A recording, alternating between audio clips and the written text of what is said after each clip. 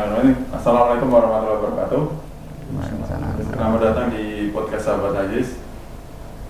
Di episode kali ini saya kedatangan tamu yang luar biasa, yang mungkin beberapa para netizen atau para pendengar ataupun melihat video ini, mungkin ada beberapa yang sudah bersinggungan atau mungkin tahu sebenarnya ini di kehidupan sehari-hari ada, tapi ada beberapa orang yang mungkin baru merasakan manfaatnya atau mungkin dia belum mengeluarkan apa yang kita akan dibahas kali ini.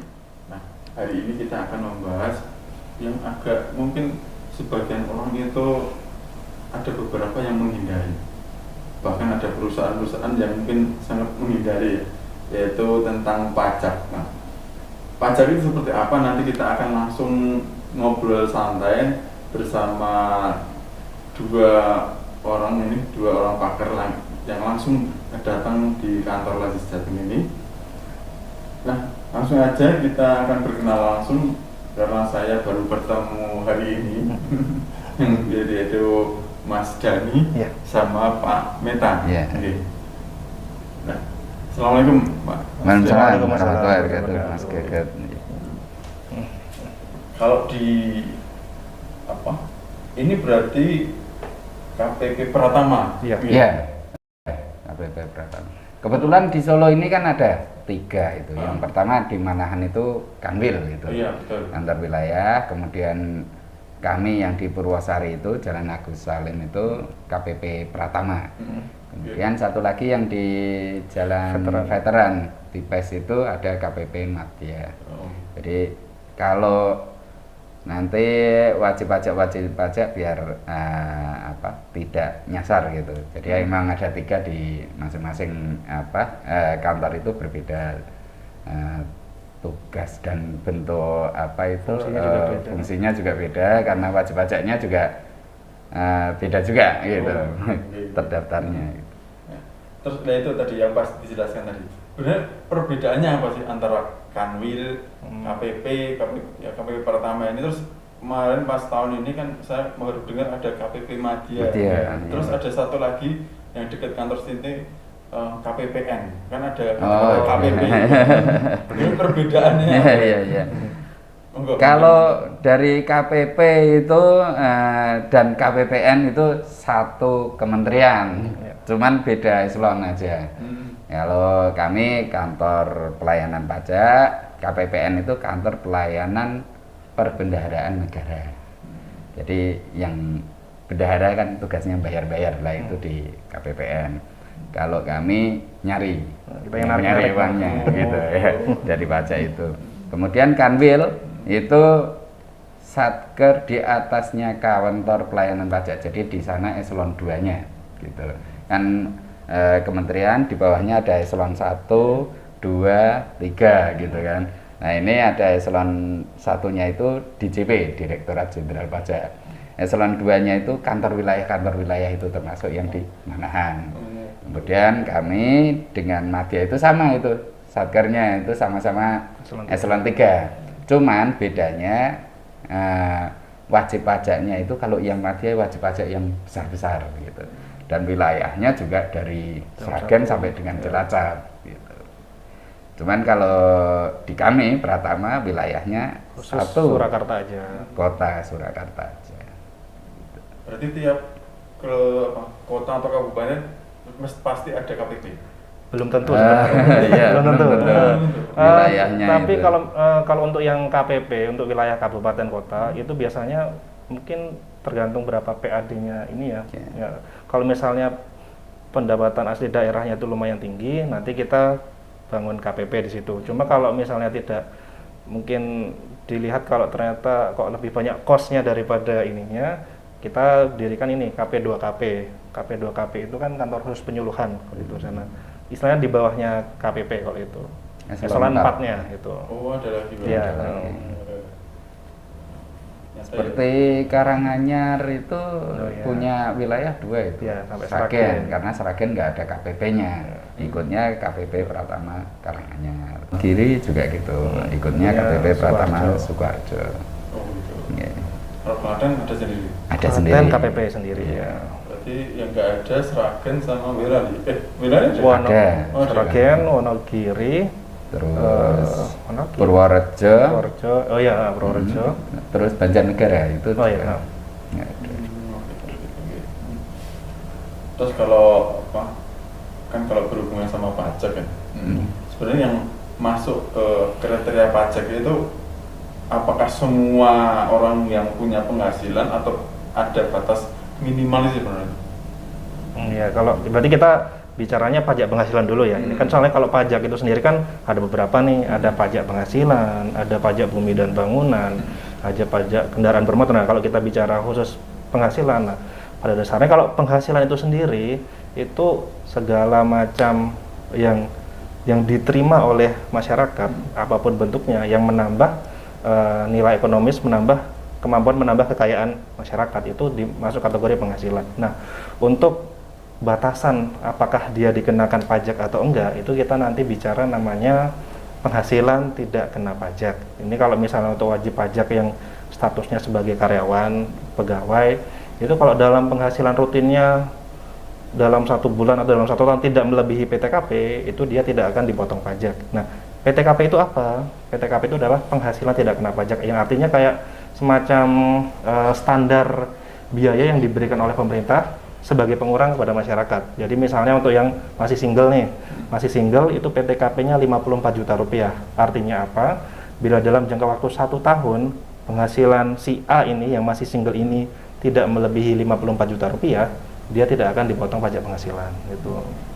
Jadi kalau kurang? Kalau kurang, nah makanya kalau dia kurang dari PTKP dia tidak akan dipotong pajak. Berarti kan tadi ada bilang pajak penghasilan, berarti ada pajak jenis yang lain? Ada ya. Cuma yang lebih sering bersinggungan langsung dengan masyarakat itu pajak penghasilan biasanya sering. Ya. Terus kan kalau berhubungan dengan penghasilan kan, itu di Lazi sendiri kan juga ada namanya zakat penghasilan. Kan kemarin ada salah satu donatur itu kan tanya ke saya, saya sendiri yang nanggepin itu, Mas bisa enggak ini zakat mal saya untuk potongan untuk pajak? Sebenarnya kan memang zakatnya itu besar ya, video alhamdulillah kan besar dari tahun ke tahun alhamdulillah besar. Nah kemarin itu ya baru saya temuin kemarin, beliau minta untuk ada istilahnya apa, tanda terima itu dari bukti Lazi, gitu ya. tanda bukti. Soalnya kan beliau buka di website atau aplikasi sebenarnya. Kita ada website ya, kalau untuk yang pajak sendiri ada pajak.go.id kita aja Pak. Kalau aplikasi belum? Aplikasi banyak sih, kita ada ISPT segala macam. Cuma kalau segala macam informasi tentang hak dan kewajiban perpajakan ada semua di pajak.go.id situ. Nah kalau tadi bilang kan pengen dimasukkan ke mana? Karena beliau sendiri kan yang ada yang untuk untuk pemotongan sendiri. Jadi kan saya nggak hanya cuma mengurus tanda terimanya itu.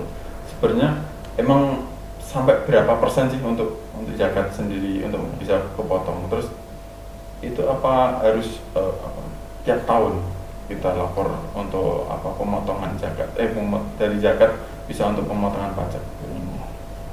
Monggo, Pak. Jadi gini, ada zakat, ada pajak. Sebenarnya banyak yang masyarakat memang belum tahu. Ternyata memang sebenarnya pajak itu dapat mengurangi pajak yang terutang. Sebenarnya mengurangi penghasilan brutonya dia, sehingga penghasilan yang pajak penghasilan yang akan dibayar lebih kecil karena sudah dikurangi dengan pajak tersebut. Zakat ya, dikurangi dengan zakat tersebut. Memang menarik sebenarnya apa yang menjadi kewajiban seorang muslim ternyata juga bisa sebagai pengurang kewajiban dia sebagai warga negara, kan gitu. Intinya bisa pajak itu untuk mengurangi zakat itu bisa untuk mengurangi jumlah pajak yang terutang. Jadi dari nanti di SPT tahunan itu akan ada pembayaran zakat itu juga merupakan kredit pajak itu. Berarti yang melaporkan dari pihak Istilahnya apa kalau yang pajak itu? Wajib pajak. Wajib pajak. Ya. Oh, yang wajib Jadi pajak itu. ya kalau pembayar zakatnya kan muzaki gitu ya. Kalau pembayar pajak ya wajib pajak gitu kan. Wajib pajak, Ya. ya. Jadi nanti akan hampir mirip-mirip lah. Sama-sama punya kewajiban, yang satunya kewajiban kepada sebagai hamba Allah, yang satunya sebagai warga negara kan gitu. Iya. Terus kalau istilahnya kan itu udah ada potongan. Itu tetap nanti dana zakatnya itu akan diambil oleh dari pihak KPP atau dari pihak pajak sendiri, atau emang itu hanya sebagai potongan? Kalau untuk ini dulu ya, sebelum ke situ kita lihat dulu nih, harus dipastikan bahwa kemana uang zakat itu disetorkan, karena tidak semua lembaga keagamaan itu bisa diakui sebagai untuk pengurang penghasilan bruto. Jadi itu kan kita sudah diatur di peraturan Dirjen Pajak nomor 08 tahun 2021. Di situ diatur lembaga keagamaan apa aja, ya, sudah ada daftarnya. Itu termasuk lembaga Lazis Al Ihsan ini ya, itu termasuk juga salah satunya. Itu bila wajib pajak menyetorkan zakatnya ke salah satu lembaga yang ada di lampiran itu, nah zakat tadi yang sudah disetor itu bisa diakui sebagai pengurang penghasilan bruto. Nah, apabila disetorkan di selain lembaga-lembaga keagamaan yang sudah diatur dalam Per 08 ini, memang belum bisa diakui sebagai pengurang penghasilan bruto. Nah, kalau mekanismenya apakah nanti dari Lazisnya terus ditarik ke APBN, saya rasa enggak ya, Mas. Enggak ya. Itu memang khusus pendistribusiannya kan nanti diserahkan sendiri kepada masing-masing lembaga keagamaan kalau itu. Tapi kalau selama ini udah banyak kalau ada yang lapor, udah Mas ini udah lapor, ada zakatnya gitu ya. Kalau ada yang di Solo ya, khususnya di Solo. Mungkin ada, tapi ya mungkin 1-2 lah, belum banyak kalau ada ya. Tapi ada ya. Dan ini tidak terbatas hanya untuk agama Islam untuk zakat aja ya, itu juga untuk sumbangan keagamaan di luar, untuk agama lain juga diatur juga dalam itu. Jadi diakui juga ada lembaganya masing-masing itu sebagai pemotongnya itu. Jadi kalau untuk awal tadi kan kok bisa sampai dan amal dana zakat bisa untuk pemotongan dana pajak. Sebenarnya emang tujuan awal itu emang seperti apa sih? Atau emang dari Dirjen Pajak sendiri mau membantu kaum muslimin untuk bisa memudahkan untuk bayar pajak sendiri, atau emang biar mereka sadar tentang pajak sendiri? Kok sampai bisa dana zakat untuk pemotongan? Iya. Jadi tujuannya gini Mas, aturan zakat sebagai pengurang pajak itu memang agar umat Islam, umat Muslim ya, itu mau mengeluarkan zakat. Intinya seperti itu. Kemudian atas zakat yang sudah dibayarkan tidak dikenakan double gitu. Jadi udah dikenakan zakat, dikenakan pajak juga gitu. Nah, selain itu juga mungkin untuk mendorong umat Muslim mengeluarkan zakat juga meningkatkan aspek perpajakan juga. Saya udah bayar pajak, saya juga bayar zakat.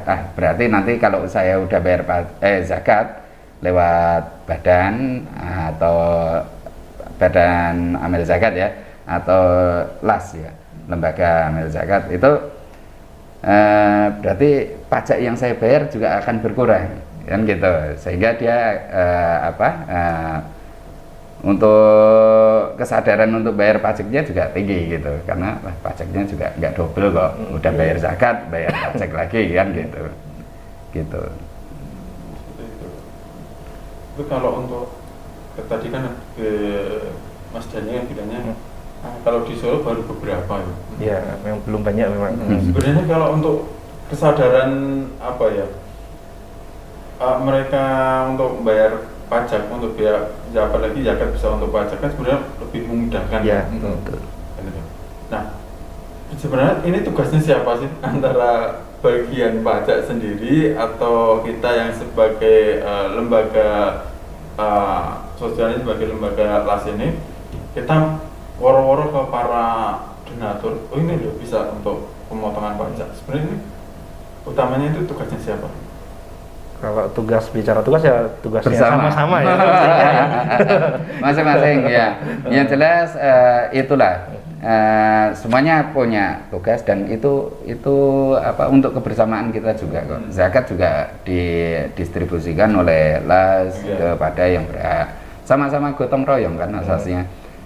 Yang mampu mensubsidi bagi yang tidak mampu kan gitu. Sama di pajak pun gitu ya, mampu membayar pajak, nanti pendistribusian oleh pemerintah juga untuk yang tidak mampu juga yang merasakan. Di LAS juga. Cuman memang kendalanya itu sebenarnya sudah banyak. Jadi kalau yang dikatakan Mas Dhani tadi ada beberapa yang melaporkan sudah ada. Tapi tidak menutup kemungkinan banyak muzaki yang membayar pajak dan dia juga membayar zakat dan dia juga melaporkan pajak yang terutangnya di SPT tanpa dikurangi dari zakat. Banyak juga kan di LAS ini yang dia membayar zakatnya itu tanpa nama beliau, mungkin hamba Allah itu kan Abdullah apa-apa. Itu kalau dia melampirkan bukti setorannya untuk pelaporan SPT-nya tidak bisa diakui karena harus jelas baik nama, tanggal setor, sampai kepada dengan siapa, lembaga yang apa, disetor itu itu jelas. Jadi mereka memang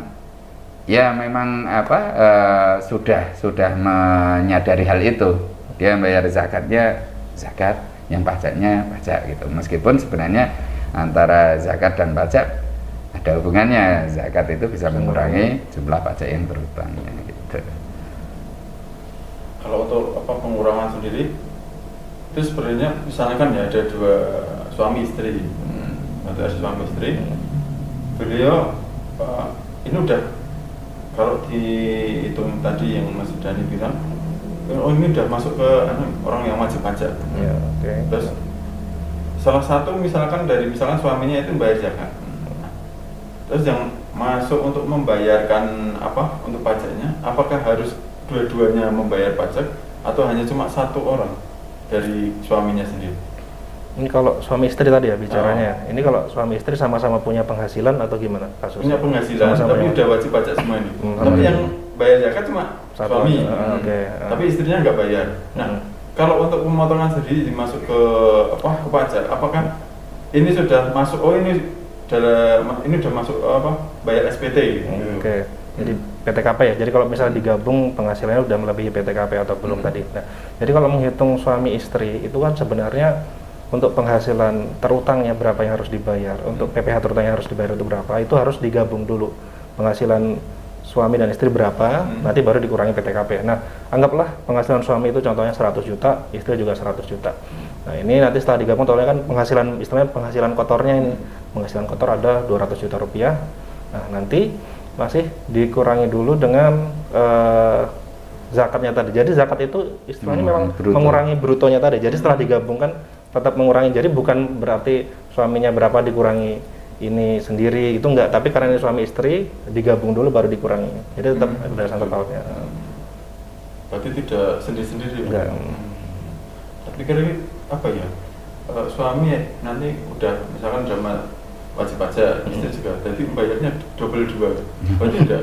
Itu nanti kalau misalnya pembayaran pajaknya nanti ada persentasenya sih. Jadi yang penghasilan atas penghasilan suami kalau dipersentase dengan total penghasilan mereka berdua berapa, nanti baru dikalikan PPh terutang gabungannya. Itu nanti udah ada proporsinya itu nanti. Jadi nggak double. Karena ini kan perorangan ya. Tapi kalau perusahaan bisa nggak? Kalau untuk bayar pajak, misalkan perusahaan kan tahun kapan ya, beberapa tahun yang lalu itu kan saya juga menerima zakat dari perusahaan. Tapi emang nggak misalnya sini kan terima zakat gitu ya. Cuma kan kita nggak berani tanya, ini udah masuk nisab belum? Kan ini juga menjaga perasaan mereka, pengennya kan berzakat. Walaupun memang nominalnya besar. Nah, kalau perusahaan sendiri bisa nggak untuk mereka perusahaan kan ada juga kan wajib pajak. Iya, ada wajib pajak kan untuk kita biaya bisa nggak? Bisa. Enggak, kalau perusahaan dia bayar zakat juga bisa dikurangkan. Oh gitu. Jadi nanti diakuinya sebagai biaya. Jadi kalau nanti beda ya. Kalau tadi untuk orang pribadi kan berapa penghasilan brutonya Dari bruto ya. zakat. Nah kalau untuk perusahaan itu sendiri itu kan mereka dalam setiap 1 tahun itu harus menyusun namanya laporan keuangan, Mas. Nah di laporan keuangan itu kelihatan nih berapa total omsetnya mereka, terus berapa total HPP, harga pokok penjualannya berapa, terus berapa biaya yang dikeluarkan dalam 1 tahunnya. Nah zakat itu termasuk dalam komponen biaya dalam laporan keuangan. Jadi selain mereka juga bisa mengurangi penghasilan di situ omsetnya itu. Jadi kalau secara akuntansi bisa. Berarti bisa istilahnya zakatnya bisa menyeluruh ya, bukan Iya. perorangan saja. Iya, badan juga sama-sama mengurangi penghasilan brutonya kan. Kalau di Solo sendiri emang sudah menyeluruh belum sih? Yang untuk bukan zakatnya ya, untuk pembayaran SPT-nya itu. Kalau Atau emang belum menjangkau semuanya? Kalau maksudnya gimana ini untuk Untuk yang bayar pajaknya itu? untuk bayar pajak kita untuk di wilayah Solo dulu ya, untuk Kota Surakarta sendiri kan wajib pajaknya ada 2 ya, wajib pajak orang pribadi dan wajib pajak badan. Nah, pada dasarnya untuk memang untuk kewajiban perpajakannya yang selama ini dilakukan sudah dipenuhi oleh wajib pajak, sudah bagus. Mungkin tinggal ya perlu ditingkatkan aja sih kalau misalnya masalah terkait tepat waktu pelaporannya, tepat waktu masalah pembayarannya, itu aja. Kalau pembayaran dan pelaporan sebagian besar sudah dipenuhi kewajibannya oleh wajib pajak ini. Terus ini agak apa ya, mungkin saya juga pernah dapat komentar seperti ini ya. Saya mending bayar zakat daripada bayar pajak, soalnya pajak kan nanti dikorupsi gitu. Pernah nggak ketemu komentar seperti itu, atau mungkin dari luar ya, bukan mati yang ke kantor mungkin. Sampai menanggapinya itu sebenarnya. Kalau ketemu langsung sih saya enggak ya, belum pernah kayak gitu enggak ya. Cuma kalau masalah itu kalau saya secara pribadi itu kembali ke pribadi masing-masing, karena pada dasarnya kita ini warga negara, kita hidup sama-sama. Nah kita mikir aja deh, kita selama ini sekolah, kita lewat jalan raya, itu kan namanya jalan raya aspal kan nggak ujuk-ujuk ada gitu kan, enggak atau sekolah kan tidak tiba-tiba ujuk-ujuk ada kan. Pasti kita kalau misalnya mau berpikir sih, ini dananya buat bangun sekolah ini dari mana, dana untuk gaji para gurunya, gaji dokter yang di rumah sakit, gaji tentara, gaji polisi, terus mau bangun aspal, bangun segala macam itu kira-kira dananya dari mana, itu satu. Nah terus kalau udah kayak gitu, nah kita kan berpikir, wah kita kan juga ikut menikmati nih. Nah kita juga ikut menikmati sekolah, ada yang dapat sekolah gratis, terus pelayanan kesehatan, terus keamanan segala macam, itu kan sudah istilahnya kita udah ikut menikmati. Nah kalau saya secara pribadi ya minimal kita juga ikut gotong royong, ikut sumbangsih juga ke negara gitu loh maksud saya. Nah kalau terkait zakat kan memang untuk mustahiknya kan udah ada sendiri ya, golongannya udah ada, yang penerimanya siapa aja yang berhak. Nah kalau pajak ini saya rasa lebih menyeluruh. Kenapa? Karena selain diberikan kepada yang masyarakat yang membutuhkan dalam bentuk subsidi segala macam, kan juga dipakai untuk pembangunan. Nah pembangunan ini kan bisa dinikmati oleh semuanya, bukan cuma hanya satu pihak gitu aja. Gitu. Jadi saya rasa kalau ada yang kayak tadi ada komentar kayak tadi ya itu kembali ke pribadi masing-masing aja sih. Kira-kira gimana nih selama ini udah menikmati apa yang diberikan oleh negara, nah sadar nggak nih mau ikut sumbangsi juga nggak nih? Nah, kalau saya Geli gitu. juga kadang itu ada komentar gitu, tapi dianya masih pakai gas melon gitu. Nah itu. Iya, seperti itu. Dapat semuanya subsidinya dia nggak mau bayar Pak. Tapi kalau dikembalikan lagi, kalau dia memang mau bayar zakat ya udah bagus. Tapi benar dia bayar zakat sesuai hitungan, baik haul maupun nisabnya. Dibayar benar, dihitung benar, sama dengan bayar pajak. Kalau memang dia mau bayar pajak ya dihitung benar, terus dibayarkan sesuai aturan kan gitu. Kalau dengan takut nanti dikorupsi, enggak cuman jenengan Kita juga takut. Kami itu ngumpulin uangnya serupiah demi serupiah dan kami pertanggungjawabkan ke negara itu. Begitu mendengar ada berita korupsi, yang mangkal pertama malah orang pajak. Iya. Tapi konotasi orang melihat seperti itu, yang korupsi siapa? Kan kami yang ngumpulin. Uang itu belum menjadi uang pajak kalau masih ada di masyarakat. Begitu masuk ke negara namanya udah uang APBN. Nah, itu kan instrumen. Setelah itu baru didistribusikan ke kementerian satker lain gitu, kementerian lembaga lain. Intinya seperti itu, Mas. Jadi kalau wajib pajak masyarakat itu mau membayar zakat ya monggo. Tapi yang benar gitu.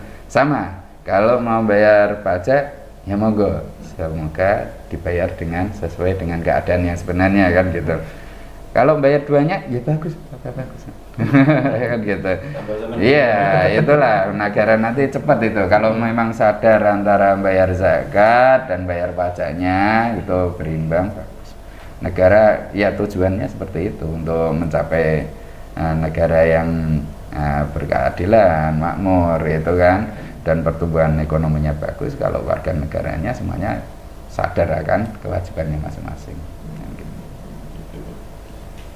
Ya, kalau diambil kita dari sisi yang lain, sebenarnya emang setiap orang di Indonesia emang sudah menikmati fasilitas pemerintah sebenarnya. Cuma kan terkadang emang nggak sadar atau kadang ada kebencian atau mungkin tetangganya nggak ada dapat bantuan, dia belum dapat. Terus kalau untuk SPT sendiri ya Pak, kan kalau di Jakarta kan tadi ada donatur datang, dia memberikan zakat, Mas ini zakat saya segini. Nah kalau di SPT itu emang mereka datang, cukup datang terus mau bayar pajak langsung gitu, atau emang ada perinciannya sendiri terus akhirnya oh ini pajak Anda sekian gitu?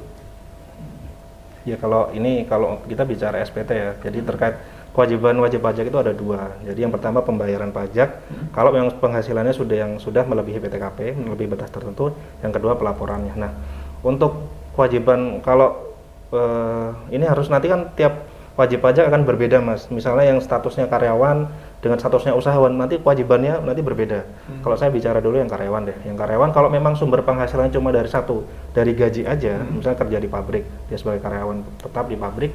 Nah, untuk kewajiban pembayaran pajaknya itu sudah dihandle sama pabriknya, sama kantornya. Dia setiap bulan sudah terima gaji bersih, itu sudah dipotong pajak. Nah, kewajibannya nanti tinggal satu aja, pelaporan SPT tahunan. Nah, nanti untuk yang karyawan ini setelah menerima bukti potong dari kantornya, itu bukti potong itu rincian penghasilan selama 1 tahun berapa, sudah dipotong pajak berapa. Nah, nanti baru dilaporkan oleh masing-masing karyawannya tadi. Nah, terus nanti kita beda lagi nih kalau wajib pajaknya statusnya sebagai usahawan nih, misalnya bergerak di bidang UMKM. Kalau yang mulai tahun pajak 2022 ini untuk orang pribadi yang masuk kategori UMKM, itu artinya dalam 1 tahun omsetnya belum lebih 4,8 M, itu nanti kewajiban perpajakannya yang harus disetor setiap bulan adalah senilai 0,5% dari omsetnya. Jadi nanti harus setor tiap bulan nih, tergantung omsetnya itu tadi. Cuma untuk orang pribadi itu sendiri, itu istilahnya untuk bagian omset sampai dengan 500 juta itu dibebaskan pajaknya mulai tahun 2022. Dibebas. Jadi nggak perlu bayar pajak nih untuk UMKM nih, untuk orang pribadi UMKM penghasilannya sampai 500 juta itu tidak perlu bayar pajak. Tapi nanti untuk yang selebihnya itu disetorkan 0,5%-nya. Misalnya dalam 1 tahun penghasilannya 600 juta, yang 500 juta tidak perlu setor pajak. Nah, nanti yang 100 jutanya itu kalikan 0,5%. Nah, kayak gitu. Ini khusus untuk yang UMKM orang pribadi ini, mulai tahun 2022. Tuh. Nah, nanti untuk kewajiban pelaporannya kayak tadi, tinggal dilaporkan. Nah, tadi kan pajaknya sudah dibayar tiap bulan nih. Nah, di SPT tahunannya tinggal dilaporkan rekapitulasi peredaran omsetnya berapa, pajak yang sudah disetorkan berapa, tinggal dilaporkan gitu. Biasa. Pengetahuan baru ini. Sudah kan kalau berhubungan saya emang dari dulu emang nggak pernah sih saya dulu di mana pabrik. Emang seperti tadi, emang tiba-tiba udah dapat kartu NPWP, dapat kartu, kita tahu bayar pajak gitu. Ternyata berarti kan dari pabriknya berarti. Iya betul, jadi didaftarkan. Terus kalau tadi berhubungan sama zakat lagi kan,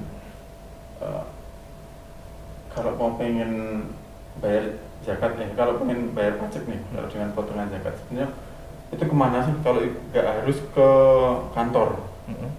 harus ke kantor KPP sendiri, harus bayarnya kemana ya? Kalau bayar pajaknya ya berarti ya.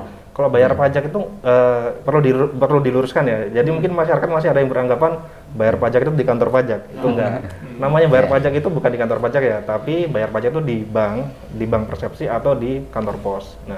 Nah, mungkin kebetulan ada beberapa kantor pajak yang bekerja sama dengan bank atau dengan kantor pos yang menyediakan mereka standby loket pembayaran di kantor, termasuk di kantor kami itu ada, kita kerjasama dengan pos ya, di kantor pos. Jadi kalau misalnya ada wajib pajak yang setor pajak itu bukan di kantor pajak kami tapi di kantor posnya. Kebetulan kantor posnya buka loket di kantor kami. Nah, gitu. Terus. Jadi kalau mau pembayaran pajak itu yang pertama nggak langsung datang tiba-tiba datang ke bank atau ke pos, "Pak, saya mau bayar pajak segini." Enggak. Tapi harus dilihat dulu nih, sebelum datang pastikan dulu nih sudah membuat namanya kode billing.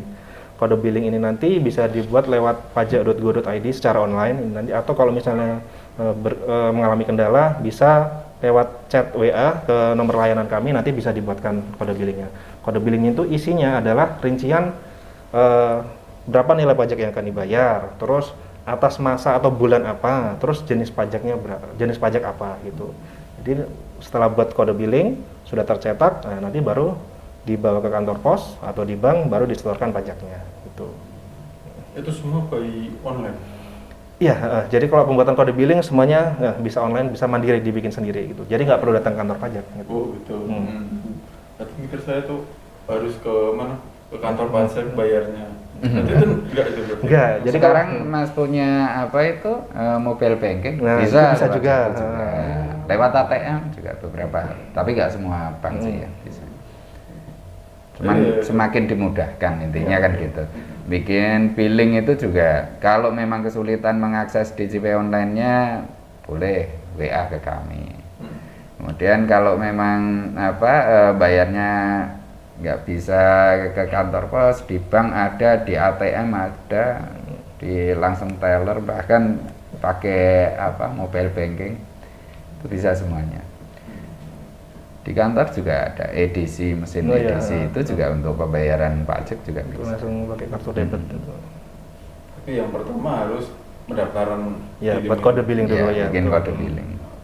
Kalau dulu sebelum adanya kode billing itu kan nulis namanya SSP, surat setoran pajak, ditulis manual.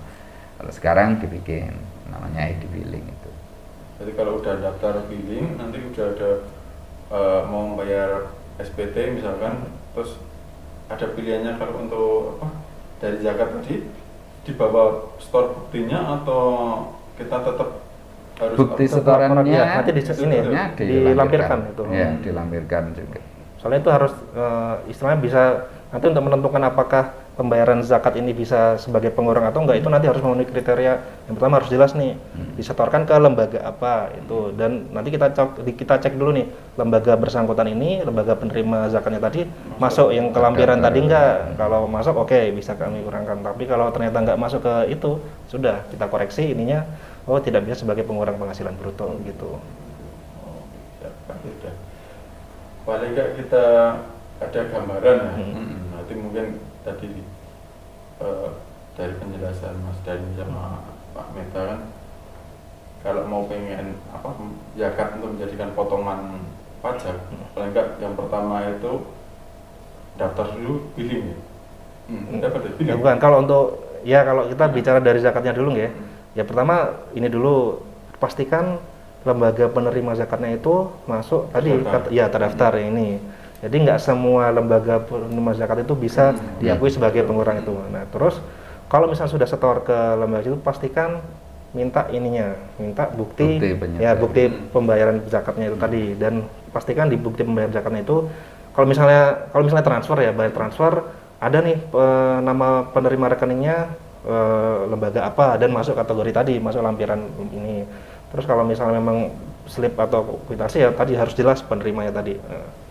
Terus kalau sudah nih kan nanti kan kita kalau sudah bayar zakat kembali ke mau pelaporan SPT kan, nanti dilihat nih, dikurangkan dulu nih berapa total penghasilan bruto setahunnya setelah dikurangi zakat, misalnya total berapa nih. Kalau ternyata masih melebihi PTKP baru nanti dikenakan pajak. Nah nanti baru buat kode billing. Jadi buat kode billing itu nanti setelah kalau misalnya SPT tahunan ya, setelah nanti Diketahui. ya sudah diketahui PPh terutangnya berapa gitu. Oh seperti itu. Berarti tidak langsung buat billing. Oh, belum. Harus tahu dulu nih. Dulu. Oh iya iya iya. Sebenarnya masuk ke pertanyaannya tadi, yang apakah wajib pajak itu datang ke kantor udah bawa hitungan atau datang minta dihitung? Iya iya. Sebenarnya dihitung dulu pajaknya baru dibayarkan. Oh, seperti itu. Berarti nggak harus langsung bayar itu nggak? Iya, belum tentu ada pembayaran. Iya. Kewajiban itu kan ada dua, wajib lapor, wajib bayar. Oh gitu. Ya, kalau wajib lapor bagi seluruh wajib pajak yang masih aktif. Kalau wajib pajak yang wajib bayarnya, nah itu kalau memang ada PPh yang itu wajib dibayar. Semakin terang ya, bukan terang karena lampunya. Tapi kita penjelasannya dari Mas Dhani sama Pak Meta yang luar biasa. Ya semoga nanti penjelasan panjang lebar ini bisa menjadi pencerah untuk donatur yang hari ini atau mungkin bulan ini di bulan Ramadan, karena biasanya kalau zakat itu seringnya pas bulan mesti meningkat ini nanti ya. Lagi tinggi ya. Padahal kalau dipikir-pikir itu fleksibel. Ya, sama aja ya. Kapan pun bisa. Kapan haul nisabnya itu ya itu. Tapi kalau untuk pajak sendiri ada enggak untuk Batas waktunya ya? Kalau batas waktu pelaporan ada. Kita untuk orang pribadi, batas waktu pelaporannya itu tanggal 31 Maret setiap tahun. Jadi kalau untuk orang yang wajib pajak orang pribadi sudah lewat sih, udah yang bulan hari Kamis minggu lalu ya. Nah itu. Terus kalau untuk wajib pajak badan, untuk pelaporan SPT tahunan yang paling lambat tanggal 30 April setiap tahun itu. Tapi perlu diinformasikan ke Muzakib bahwa SPT memang sudah berakhir untuk tahun pajak 2021. Jadi kalau para muzaki mau membayar ke Lasis sekarang itu mengurangi pajak di tahun 2022. Nanti lapornya tahun depan itu nanti laporannya tahun depan 2023. Oh, seperti itu. Ya. Makanya kemarin Nadir itu minta yang bukti transfer yang tahun kemarin. Iya, itu untuk pelaporannya di tahun kemarin. Oh, seperti itu. Iya.